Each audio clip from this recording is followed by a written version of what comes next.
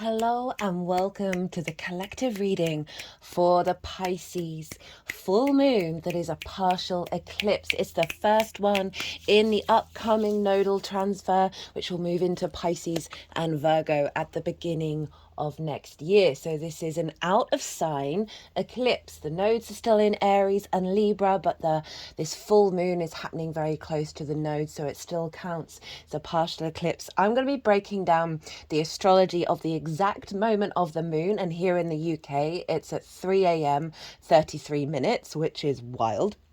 And I'm going to be breaking all that astrology down in order to give you an idea of what's the most integrated, expansive intention of this full moon, right? So how all the celestial bodies are talking to each other that form a harmonic blueprint that we then as a collective energy are going to be working with over the next 6 months until the Pisces new moon next year, which isn't an eclipse. So that's quite interesting. So I've pulled all these oracle cards. I just want to mention, and there will be a separate oracle card reading. I just want to mention that there are 2 decks that I've been using for every lunation since I've had this channel. And we've got the Crone and Disillusionment. And those 2 cards have never shown up in any of the readings that I've done, both for clients or for this channel. I think I've got the Crone a couple of times in my own personal readings, but never in this channel. And there's another deck, the Shaman's Dream Oracle deck, which I've been using absolutely loads on this channel, probably for the last 6 months. And there's been 1 card that has not come out at all, and it's here. So there's 3 cards from 3 decks that I've used incredibly regularly that have come out for this eclipse. That's never happened. So big energy. I just wanted to mention it. The oracle reading I always do after the all 12 sign series. So that's going to come out at the tail end of this transit, but I just wanted to mention that. So I'm going to be breaking down the astrology, and as I do so, I'm going to be pulling some collective tarot cards to see what's the overall intention, the big theme, and the more that you know the intention at a really deep level of like, okay, what is the intention of this moon in the most integrated and expansive way, then you're going to have an understanding of how to apply that to any situation that you come across in regards to the Pisces full moon and the Pisces area of your chart over the next 6 months, whether it's a challenge or a blessing, to be able to sort of have that zoomed out perspective in order to apply that and go, okay, well, this is the intention of perhaps this difficult situation, and it just gives you some perspective that you can apply to your own personal life of how to work with it. I have 1 core channeled message that's going to come through in this reading already, and I'm going to be doing some collective tarot, so let's get on with it. Well, Pisces full moon conjunct Neptune and Saturn. So big Piscean energy showing up here. This is happening on the 18th of September. Might be, yeah, in the Americas, it's going to be on the 17th of September. Next week, and it's an eclipse. And before I get going with any of it, it is kind of recommended to not necessarily do any planned intentions or planned manifestation or planned rituals around eclipses, because you're working with energy that is way bigger than the day to day, because the sun and the moon are meeting on the horizontal and the vertical axis together. So this is an alignment of time and space, basically. I forgot to mention, hello, my name's Chloe. I work with card divination, astrology, and as you just heard, and you'll see my hands moving around, I channel multi-dimensional energies through my body, both in the form of physical and vocal light language. All of this throughout the reading will bring in healing, attunement, and activation codes to the messages that are coming through as I'm talking. So, eclipse, big energy. Now, this is not to say that you won't end up doing things around the eclipse. It's more the planning side of it, right? The sort of the control side of what you want to do. Because I find it's often best it's usually if someone invites you to something, or you just feel very naturally called to do something around the eclipse energy that isn't coming from the mental mind, but it's coming more from your instinctive nature, or it's coming from the outside world unfold in. Inshallah diala madiala. Because eclipses are all about bigger energies to do with longer term timelines that we might not necessarily consciously be aware of. For example, you may want a new job, but this may happen more around, this is probably not the best example, more around a solar eclipse, right, which is a new moon, that an eclipse will activate perhaps that company having a chat with each other about this new position that you might not see manifest for the next 6 months. And essentially it's so far removed from your conscious mind that if we start playing around with eclipse energy, we can get entangled in that energy in a way that doesn't serve the longer term trajectory. Inshallah diala. But obviously if you've done a lot of eclipse work and you know what you're doing, you understand the energy, you understand you are working with big energy here. So it's always, you know, you've got to be a little bit wary of that. Not in a negative way, just in a kind of like getting out of your own higher self's way and letting things unfold. Inshallah diala. But if you're cool with it, obviously ignore me completely. But it is kind of recommended, like plants and animals, like photosynthesis stops around eclipses. And animals like lose their mind a little bit, so you kind of got to bear in mind that that's also going to be affecting you as well, and the way that you're tapping into certain fields. So eclipse energy, full moon. So this is a big element of completion of a particular part of a cycle. But I work with 6-month cycles. So as well as a completion, a sense of revelation, because the moon is illuminated, a sense of revelation, heightened energy. It is also bringing in a download that we will then be working with over the next 6 months. So if you're watching this after the event, you are not missing out on anything that comes through in this reading. 12:12 on the clock as I say that. So let's get into some of this astrology. Inshallah. Oh, this is actually at the bottom of the deck. As you know, it's either the top of the deck, and I always hold up a card to check to see if the focus is in alignment. And so I love that the Two of Cups has shown up, and this, I mean, I could just kind of stop the reading here. This is a Venus card, and Venus is exalted in Pisces. So whatever Venus is doing, and she's doing some very hardcore stuff at this full moon, is always influencing Pisces, right? Any planet that's exalted in a sign is always having, like, they've got a massive temple there basically in that sign, and so they're always having an influence. So I love that the Venus card has come, a Venus card has come out in regards to this Pisces full moon, and this is all about healthy relationship dynamics that come from a really deep-rooted emotional body that is connected. Oh, I haven't really said like this before. Connected to the unconscious emotional body, right? The source energy of love, right? Because they are eye to eye, they are equal height, there's respect, honor, and dignity here, and they are both open to give and receive, right? This is a sense of union here of the masculine, feminine, and spirit. We have the caduceus, as well as the symbol for the kundalini rising energy, right? The caduceus is used as a symbol for healing. This is a very vulnerable state to be in. It's very vulnerable to have truly healthy relationship dynamics. Now, interestingly enough, the Mercury retrograde began conjunct Venus, and this is Mercury's basically ruling the whole chart of this moon. It's over in the sign of Virgo. That Venus conjunct Mercury was all about us having vulnerable conversations and elevating our capacity to give and receive in a way that is beyond the old paradigm. We've had a lot of shifts go on, a lot of timeline shifts, a lot of things being broken down in order to activate a big new cycle for us all. Honestly, I really do feel like I could just leave the tarot reading right here, because there is a sense of a willingness of coming together.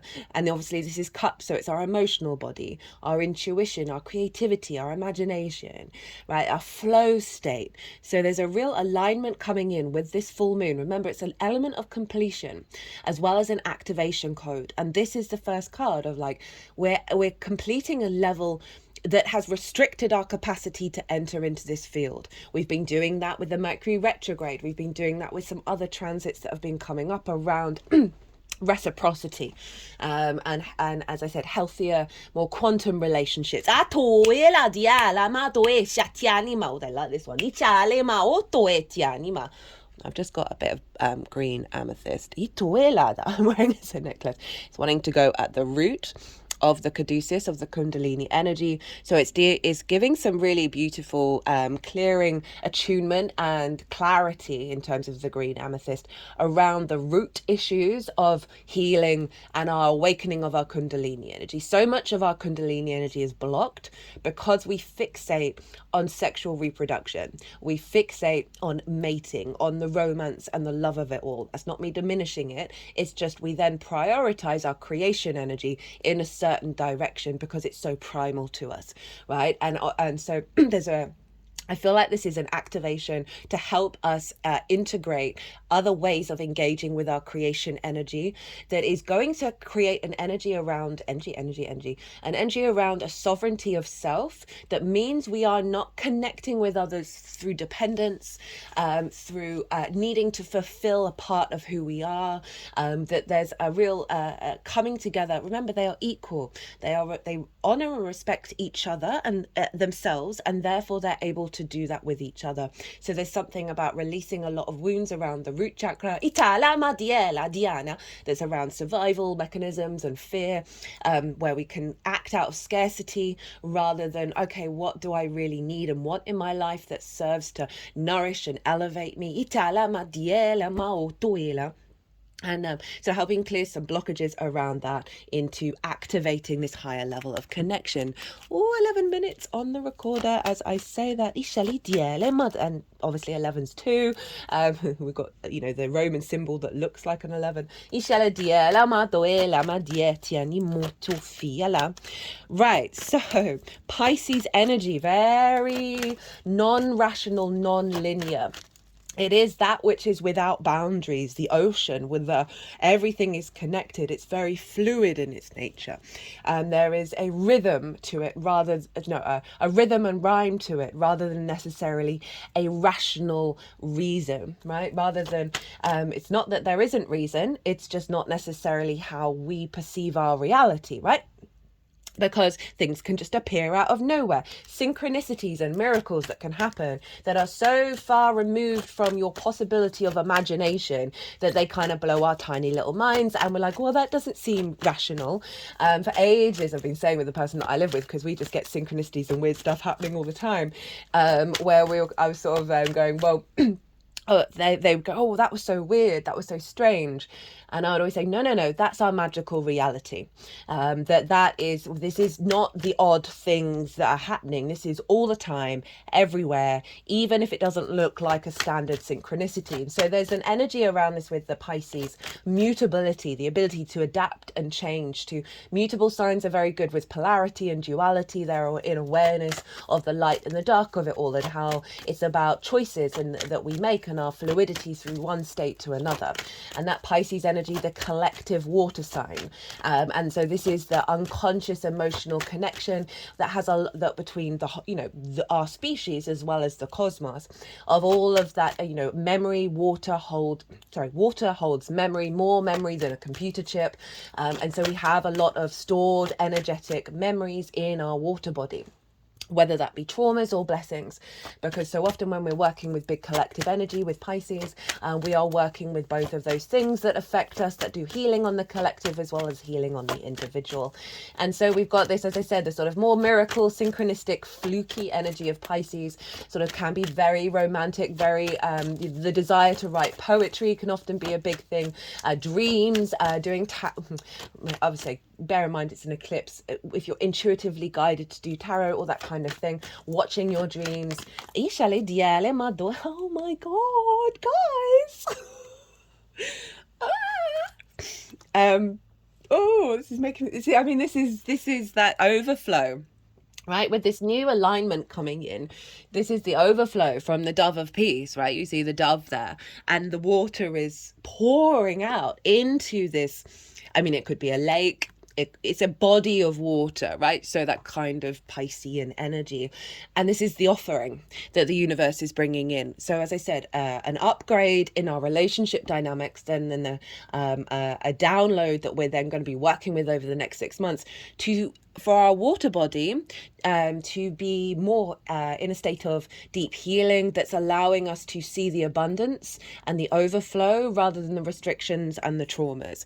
You might want to have a practice, especially because this is conjunct Saturn. Because Saturn's all about boundaries, is having being in water where there is a boundary. If you don't have a bath, this can be a shower curtain or whatever it is, and bring salt into it because we're dealing with the ocean. And you can activate an awareness in your water body of any stored emotions from this lifetime, from previous lifetimes, from ancestors that are not serving your highest good for the next stage, and do a cleansing ritual with that. And then with the fresh water, draw in renewal, draw in the dove of peace into your water vessel. So we have this beautiful, I know someone who's got a Virgo sun, Pisces moon, and they're able to go into other people's dreams. Like their energy is so grounded but so untangible and mystical, and there's an element of the wizard about them, or the mystic who can create magic, right? But it's almost everything's in riddles, and there isn't always necessarily the clarity of the that you can get with the Virgo energy.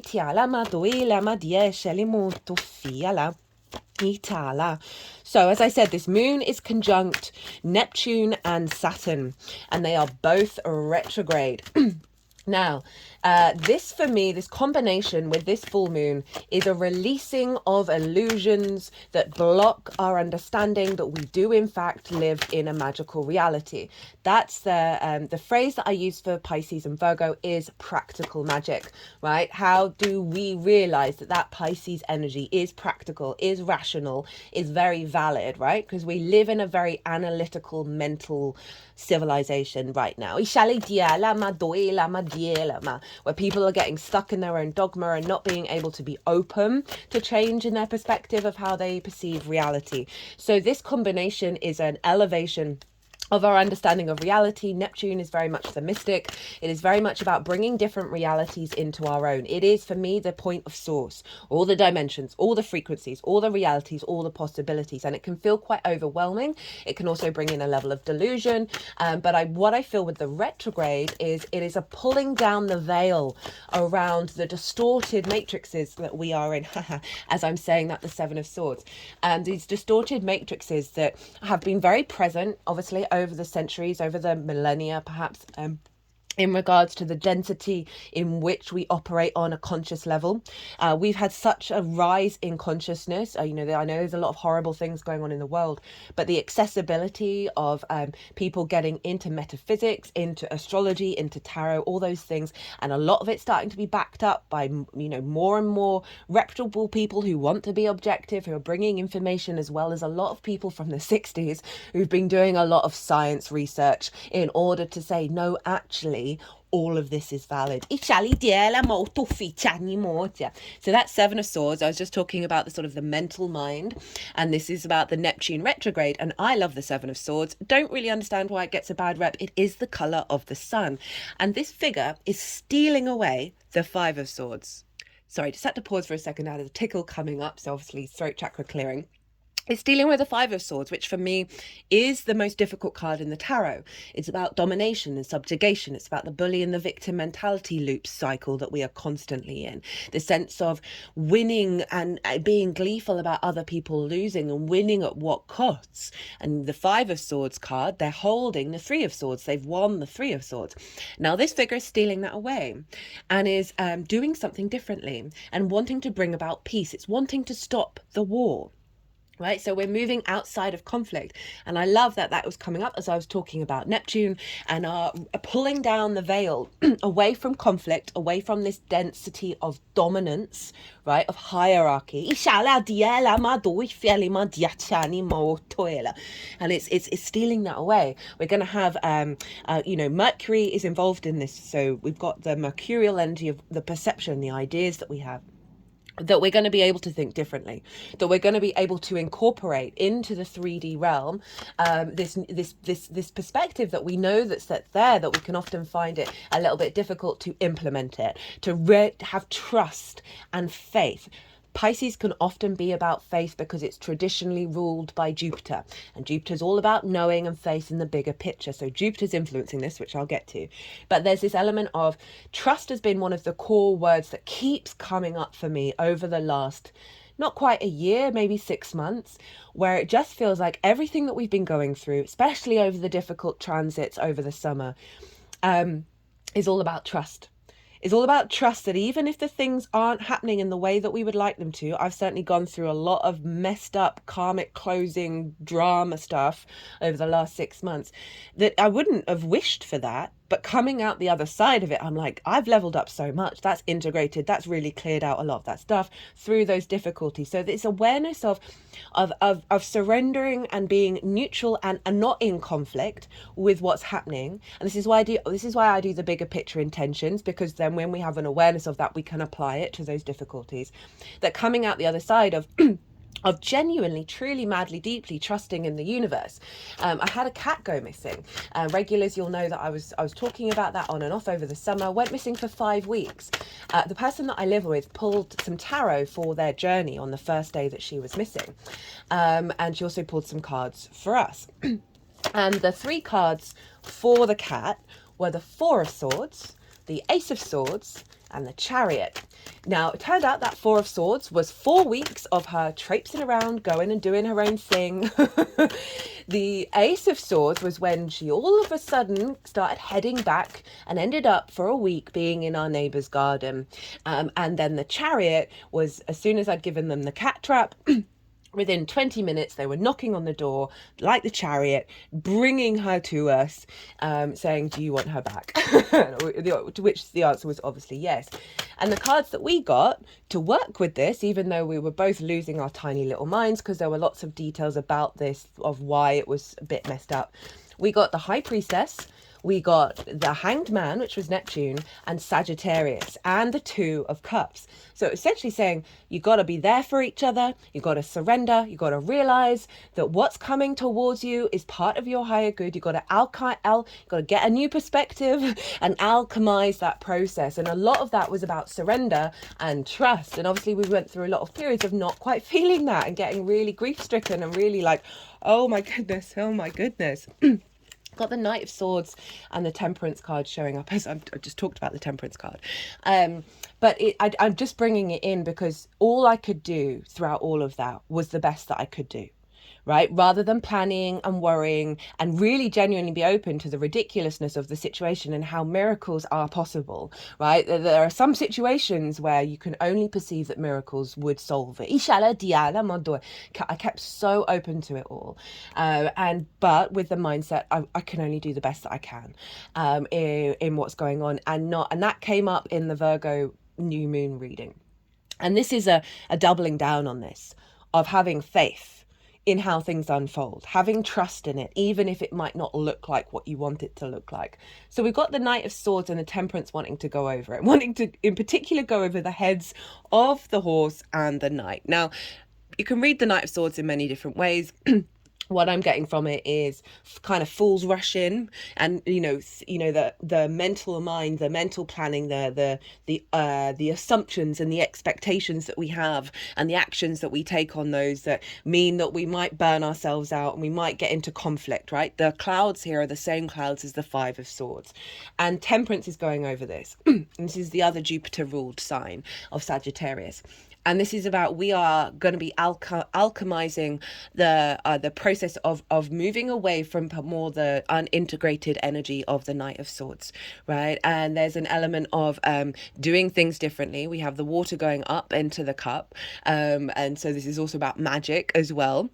and we are bringing the angelical frequency into the 3D. But it is an alchemical process through this activation that is going to be helping us sort of surrender the prioritization over the mental, over the rational. And that Saturn energy, this is all about making the magic real, and revealing things to us that were hidden, in terms of how we stand in our own authority, giving us a level of inner recalibration around our authority and our integrity, deepening that, giving a higher level of commitment to our capacity to make the magic of Pisces real. Saturn is all about structure and foundations and reality. And so this is a real coming together of an illumination of our capacity to act in certain ways that serve our long-term goals around bringing in this magical reality. Now, there's a lot of astrology going on with this moon that is completely linked to the Pluto in Capricorn transit series that I've done, or the transit in general, because this moon is conjunct Neptune, it's sextiling Pluto, it's sextiling Uranus, right? And that energy is the entire energy of the Pluto in Capricorn transit. If you want a deeper understanding of it, go check out the oracle reading for the Pluto in Capricorn, because I break down this core astrology in a lot more detail, and then it adds on to this, right? And in a nutshell, it is about our capacity to magnetize our root id power, right? The real deep unconscious spaces. We're magnetizing our root id power in order to perceive the reality that serves the liberation of our soul, right? That's the Neptune and Uranus energy. The liberation of the soul is Uranus, and Neptune is the capacity to engage in our own power, Pluto, our own magnetism, in relationship to this new frequency that's coming in, or this frequency that's getting louder and louder and louder here on the planet. And so all of this is impacting the moon. This level of our intuition, our heightened awareness of the dreamlike state, the magic, the mystical, all is love kind of energy. We are magnetizing this with this eclipse, this partial eclipse. And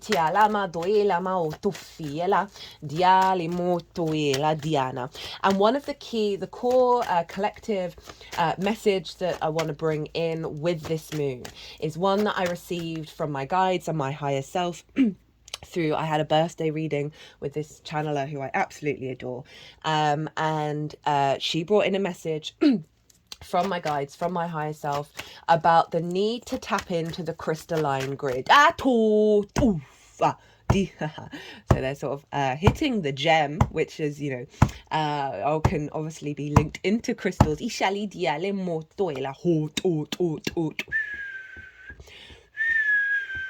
Because of that Neptune, Uranus, Pluto energy in alignment with the Virgo Pisces energy is all a bigger awareness of this, of our capacity. We're going to get an upgrade around this, but if we draw our conscious awareness to it, we're going to be able to magnify it. I was talking earlier about sort of the more denser grids that we're connected to in regards to our trauma and our incarnation on this planet. I'm not sure when that flipped over, but this is when I was called to see it. 9 of Wands, right? Feeling constantly on the defensive, not having any support, exhausted, burnt out. So this is us, our souls connecting to the denser grids. Still standing, but just knowing that there's a better way, knowing that there's an easier way for us to navigate this frequency, this incarnation. So what came through is I've had so many old karmic cycles show up recently, and it's kind of those moments where you're like, but I thought I've been doing the work. I thought I was more integrated, that I wasn't drawing these things towards me. And you have that kind of, oh goodness me, is it never going to end kind of vibe. Maybe I will never here to find joy and find all of that kind of drama stuff. She was saying our souls don't connect to it when we're born, but the environment that we're in is so dense. It's getting lighter, obviously, but it's so dense that we we end up reconnecting back to the old grids.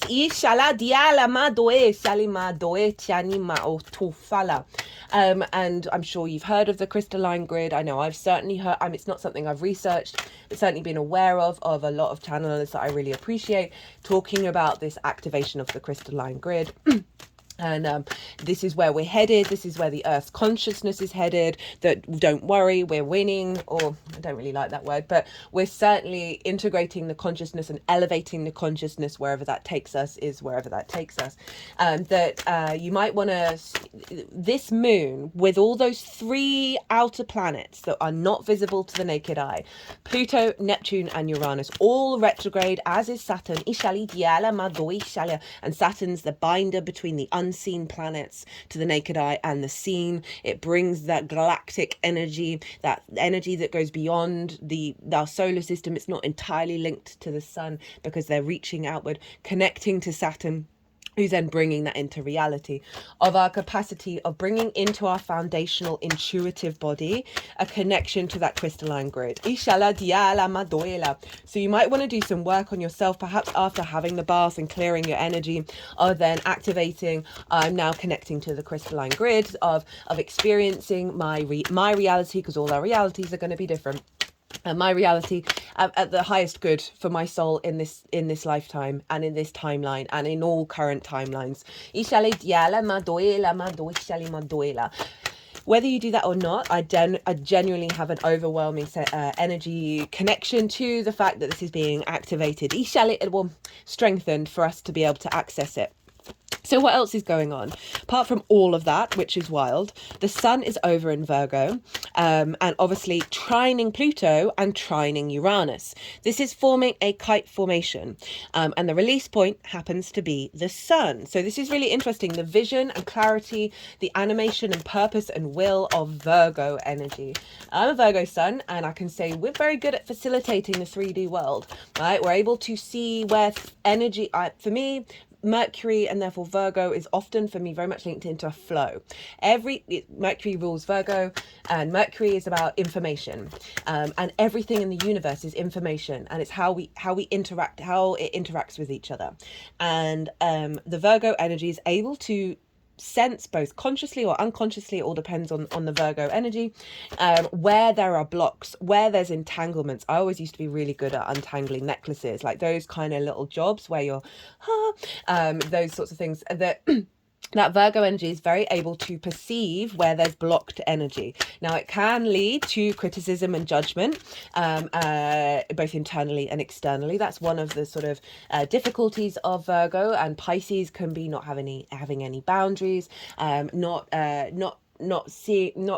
finding there's emotional permeance from the outside world into their being, where they can sort of lose themselves. So rather than the sort of so there's always different energies going on with each sign, but that Virgo energy is able to facilitate the 3D world, right? Just be able to very instinctively get up and go and do the thing that needs doing, that brings about more flow, more ease. One of my pet peeves as a Virgo, which I've been spending many years working on, not fixating on, is really struggling to go back on myself in a journey, whether that's like in picking up everything that I needed to pick up to go into the other room, or just essentially just finding the most streamlined way of operating, so you're not wasting energy, you're not exerting energy where it didn't need to go. That can get to an extreme, but this is what's part of the capacity to facilitate and activate this crystalline grid in the way that we are able to bring it into our 3D reality of that Virgo energy. Now, Mercury rules Virgo, and Mercury is in its own sign, and so it's ruling the sun. Oh, I forgot to mention the trine with Pluto, trine with Uranus. This is a huge amount of wisdom and power that's feeding into the sun, around our power, around our magnetism, and around our unique future thinking, soul liberating energy, right? Trines are very supportive. We've got a grand earth trine going on here. And so there's a real sense of every earth part of the chart coming together, working together, having a deeper faith and knowing of how to build in this 3D world with this crystalline grid.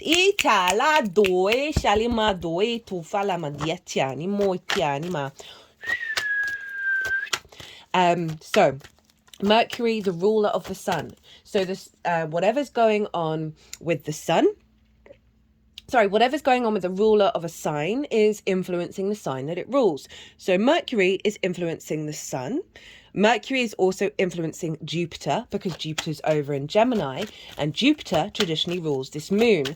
So Mercury is kind of like the main energy going on here. And for everyone other than the Americas, this is happening on a Mercury day. Americas, this is happening on a Mars day. Mars is in Cancer, so you've got a heightened intuition around your actions. Rest of the world, this is going to be more the information that you're collecting in your environment, where you're going to be upgrading your perspective. Obviously, the Americas, you're still getting that as well because Mercury's ruling the whole chart, but you're just going to have a bit more of a Mars influence than the rest of the world. And I don't normally talk about that, but I kind of want to keep bringing that in. Obviously, wherever you are on the planet, the moon's going to have a different rising sign. I never talk about that because obviously sort of doing a collective for the whole. So Mercury is conjunct to Vesta. Vesta and Mercury, I've talked about this loads. I'm not going to go into too much detail. We're at 35 minutes. I'm trying to keep these a little shorter. Essentially, they were always hanging out with each other in houses because Vesta was about the inner domestic world, the inner flame, and the sanctity and the ritual around that and the communion that we'd have gathering around the fire. Mercury was about the outside transference of information, contracts, going out into the world.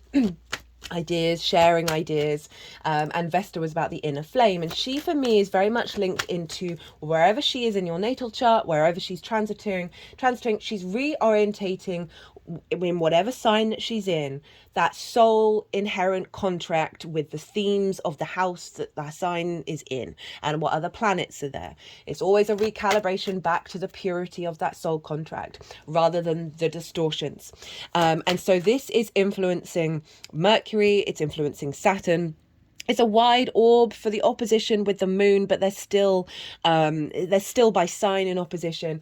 So Mercury and Vesta in Virgo are redefining, recalibrating back to like pure energy flow and pure facilitation, rather than the judgment and the criticisms, rather than seeing the problems. This is just a instinctive awareness of how to activate this crystalline grid in every area of your life, in every sort of perspective that you have, that you're then able to create in the world with. And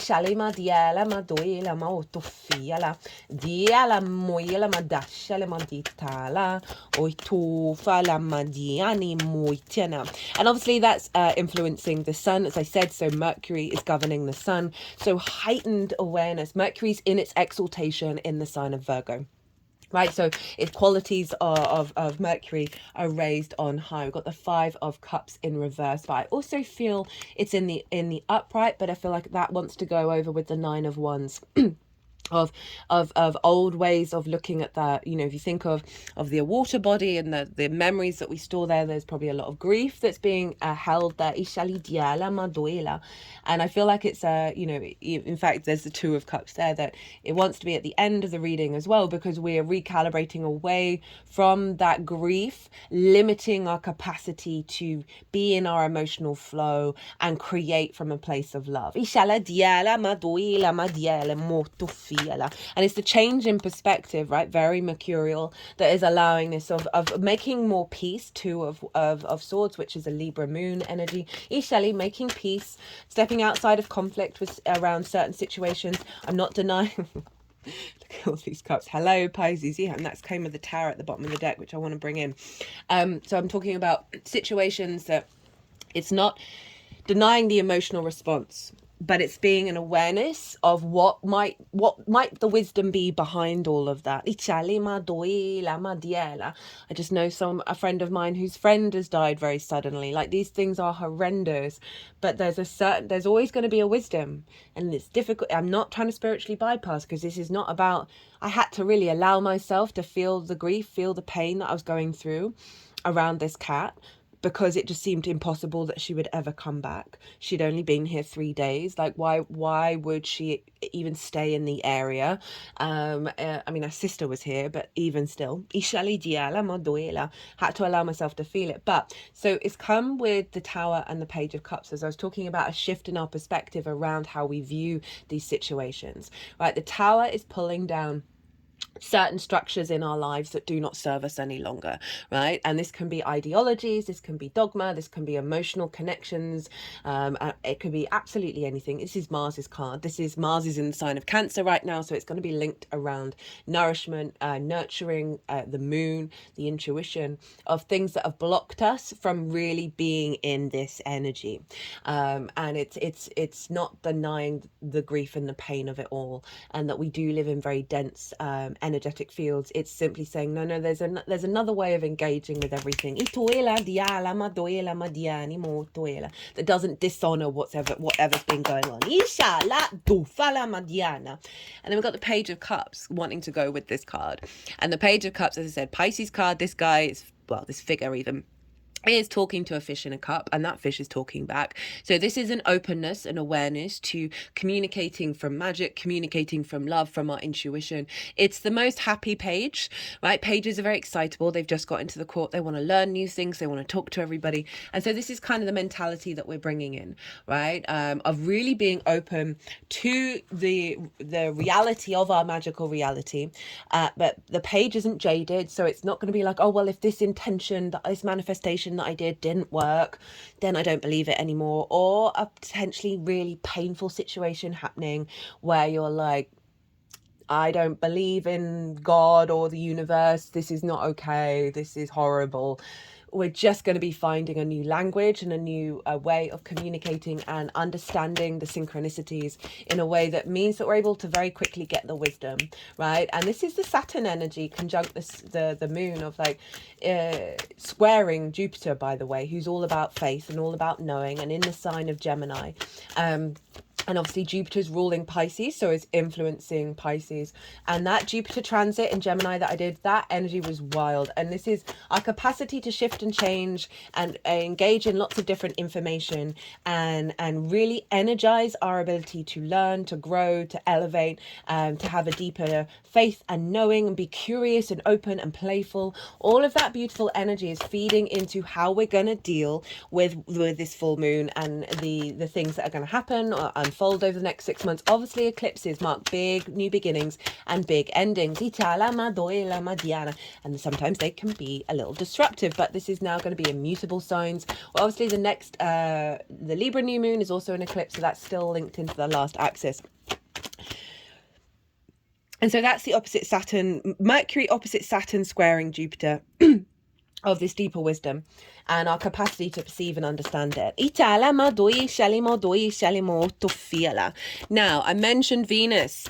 So Venus, the ruler of one of the current nodes, because obviously the nodes are still in Aries and Libra, and that south node is closely conjunct well, it's 9 degrees away, the sun. And so there's a refinement, there's a release of how we perceive our practical world.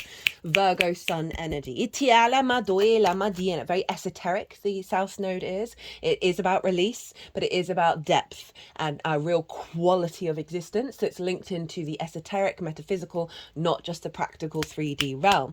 Now, Venus, at the time of this full moon, well, I think the hello, the Chariot, with the Four of Cups and the Ace of Wands. So this is what I'm about to talk about. That Venus, I think it's the day before. It's the day before, but she's still almost exactly opposite Chiron over in Aries. And Venus is obviously in her own realm. She's really powerful. This is about the objectivity and the compassion and kindness of justice, right? The awareness, the social warrior, the balance, the desire for connection that comes from a place of balance, and the desire not to offend anybody, but also still standing in your own power. Diplomats often have strong Libra energy. Obviously, that South Node has been refining the people-pleasing energy, the cancel culture energy of like, there's usually more information that you need to have before you make this kind of judgments. There's also old patterns around people-pleasing, of being nice rather than being kind, because kind can also mean being real, and we want to be real and kind at the same time. But we don't want to be nice, because so often niceties don't serve anyone involved. Now, Venus is opposite Chiron. She's at 23 degrees, Chiron's at 22 degrees, but it's still obviously a very close opposition happening at this full moon, which is also an eclipse, with the node still being in Libra and Aries. So the opposition with Chiron, you can see there can be a lot of situations over the next 6 months that are linked into the feminine energy and the wounds around independence, the wounds around autonomy. That can be old relationships with, as I say, feminine energies in your life, not sex specific, that might bring up wounds. Just be mindful that this is part of the recalibration here to get us into all of this cup energy. On the sort of the high frequency, we have the Four of Cups, the Chariot, and the Ace of Wands. So there's an element of, with this comparison is the Thief of Joy. There's an element of a heaviness, a depressive energy, a stagnation of looking out in the world and other people have got that Three of Cups and you haven't, and you can't celebrate them. Instead, you just focus on how you don't have that, and that makes you feel sad, makes you feel depressed. We've got that Ace of Cups turning up. And this is that Chiron Libra energy, right? Of perhaps the wounds of the Aries energy, right? Really struggling that they're not getting the autonomy and the experiences that they want in life, right? Now, Pisces is all about, we're all connected. The all in the one and the one in the all. And how when we celebrate other people, we're actually celebrating ourselves. We're it's this weird distortion. Okay, it's wanting to go with, what was it, that Nine of Wands and the Five of Cups, which was also in the upright over there. That there is a untanglement from society with this transit around the comparison is the Thief of Joy, and also not being able to celebrate, not being able to connect and bring in harmony, right? With that South Node, we've had a refinement around that, but also a drain around that. And the Chariot, this is about moving to a place of victory, right? A confidence, right? This figure knows that every situation that they've gone through has provided them with resources in order to move through the world in a state of balance and a state of confidence in who they are and their experiences. And it's come with the Ace of Wands. That's a renewal of that Chiron energy, right? So we've got Cancer, which also squares Libra and Aries.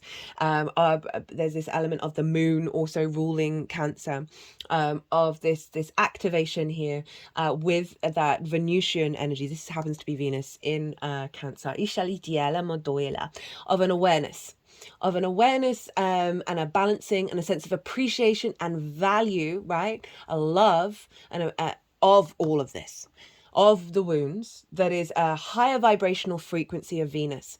Because we're dealing with a Pisces moon and Venus is exalted in Pisces, we're activating that Venusian exaltation, which is very similar to the Neptunian energy, right? We're all connected, a very mystical, unconditional love energy. And so there's a renewal here with this spark of spirit, this Aries energy, like relighting your fire, this passion, this big activation of not looking not feeling like the individual is being attacked by what's going on in society. And that is going to wake up a lot of experiences in the Aries area. Remember, the nodes are still in Aries and Libra, so they're still that's all still getting activated. That the autonomy of experience that Aries wants, of it being very connected and in alignment with this upgrade in the crystalline grid. And that Venusian energy, finding a real level of balance of how you integrate that in a social way. And I can see that giving us a lot of wisdom and a lot of strength, perhaps in the way that we communicate socially around bringing these ideas to other people. Obviously, do that if you want to. But certainly the sense of reciprocity and open energy in that's going to be able to, as you're walking around, activating that crystalline grid within yourself, that energy and frequency is going to be available in a social dynamic, right? On the subtle energetic fields.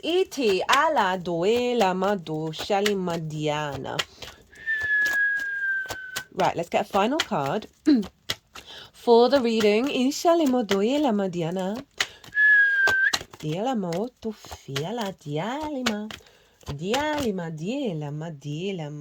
Nine of Swords in reverse with the Hanged Man. Hello, Neptune.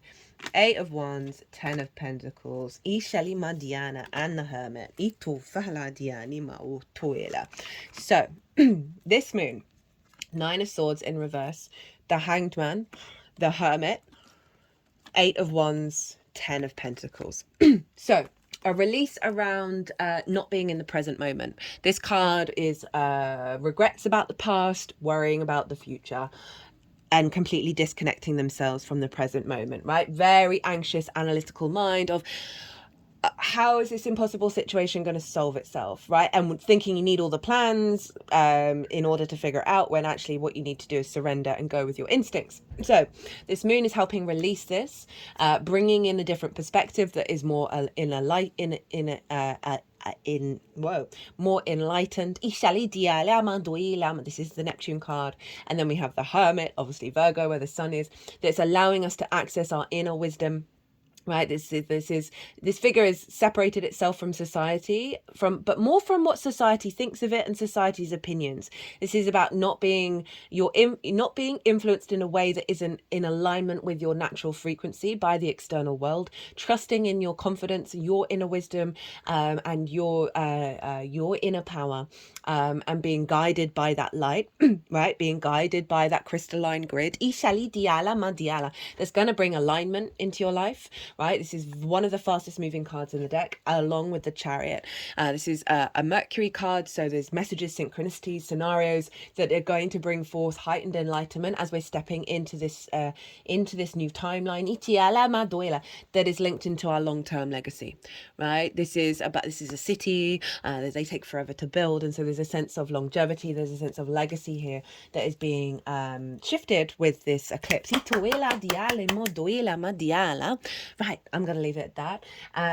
The All 12 Sign series will be coming out, as will the Oracle reading.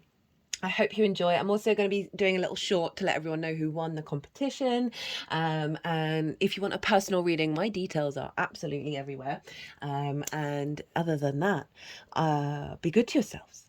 Be good to those around you. As always, it's an honor and a privilege to read for you all. Safe travels and be well until we meet again.